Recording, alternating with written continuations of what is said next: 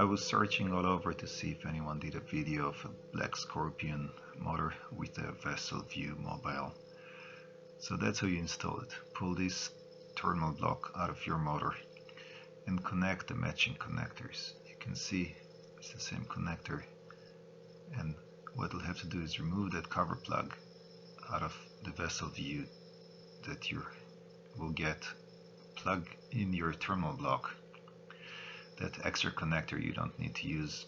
What you'll have to do is find your port and get the wires all the way there. My wire was pretty short and it was pretty hard to get to. It took some maneuvering of the existing wires to get there, but eventually I was able to do it. Later on I wrapped everything with some wire ties and made it nice and pretty. Now what I really wanted to know is what can I get from the VesselView Mobile, and that's what I was searching and couldn't really get a straight answer. What will I get out of my Black Scorpion? It's a 2007 motor what I have, and I'll show you what information I get after everything is connected and installed.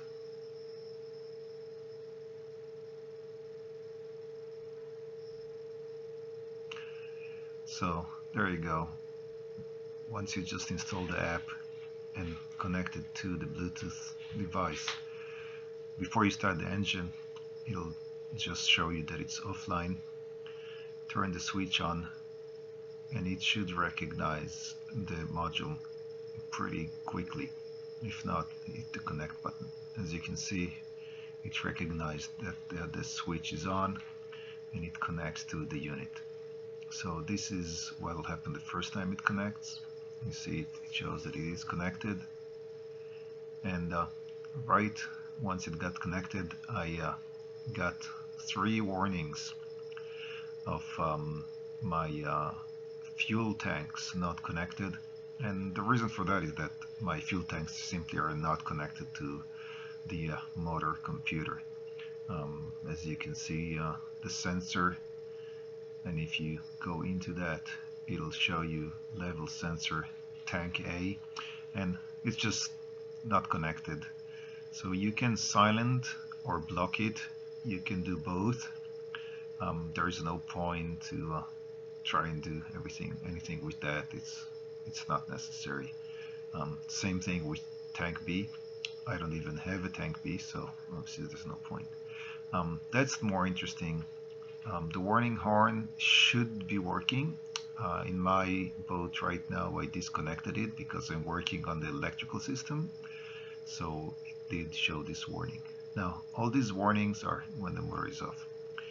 If you tap the main screen, you can go to the other readings. You can see quite a lot, and that was very impressive. And you can add more to this screen when you go to edit. I pretty much gave what I needed. You can use 3 different pages.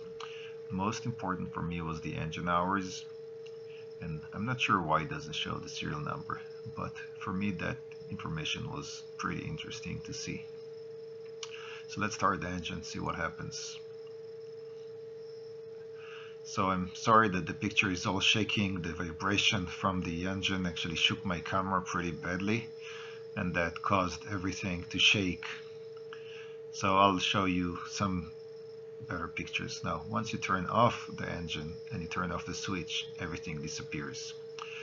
Here are the warnings, and they'll stay there for a little bit, but again once you turn off the engine they'll die. So after that at home I will open the app, and this is a screenshot of my phone, and that's completely offline. You can see the engine is not running. I'm not even next to the boat, but you can go in the menu, you can go into maintenance, and you can do observe faults, and all the faults will be there. I disabled the 2 gas tank sensors because I don't need them, but the engine sensor are interesting. You can see here that it gives me a fault of throttle position adapter A, and it shows fault number 341-6, which that was pretty interesting to me. And if you go to the other sensor, it also showed me that the oil pressure sensor is off, and that's number 431-24. Now usually they want you to go to the dealer, and he has a book that shows him what's what, and he should know how to fix it. I found this documentation online, and you can see here, and you can clearly see what's fault number 341-6. And you can see this is the throttle position sensor, and the other fault was the oil sensor. And the crazy thing, it's the exact same connector. And what happened is someone crossed between the two connectors on my boat. So I got results, but they were completely fake. The dealer didn't even fix that, and he told me everything is fine with the computer and there are no errors. Not the best dealer. But I found it, I crossed them back, and I fixed it, and now everything is clear. I have no faults. The display shows everything is working. The two gas tanks were bypassed. I reinstalled my warning horn, and everything is clear. So definitely buy a VesselView Mobile. It's really good. Spend the $200 and some, and it'll save you many trips to the dealer and a lot of headache, and you can pretty much debug everything yourself.